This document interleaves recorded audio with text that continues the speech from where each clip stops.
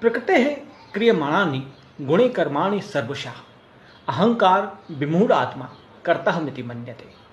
श्रीमद् भागवत गीता के तीसरे अध्याय का ये 27वां श्लोक है, जिसका अर्थ होता है कि हमारे जीवन में और इस संसार में जो कुछ भी घट रहा है वो त्रिगुणा प्रकृति के विधि और विधान के अनुसार घट रहा है, लेकिन फिर भी अहंकारी यानी घमंडी और मूर्ख लोग मैं ही सब कुछ कर रहा हूं ऐसा मानते हैं।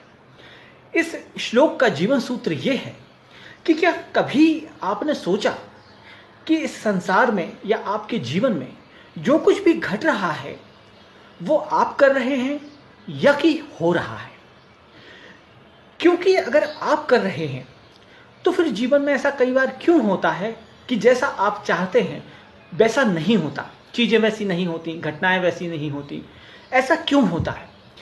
जो भी व्यक्ति इस दुनिया में इस सच को जान लेता है कि मैं नहीं कर रहा हूं बल्कि प्रकृति और प्रकृति के माध्यम से ईश्वर सब कुछ कर रहा है, वो इस संसार के और अपने जीवन के सबसे बड़े सत्य को जान लेता है। और इसका सबसे बड़ा लाभ या सबसे बड़ा फायदा ये है कि किसी काम में सफलता मिलने पर आपको घमंड नहीं होता और असफल हो जाने पर आपको दुख नहीं होता। नमस्कार।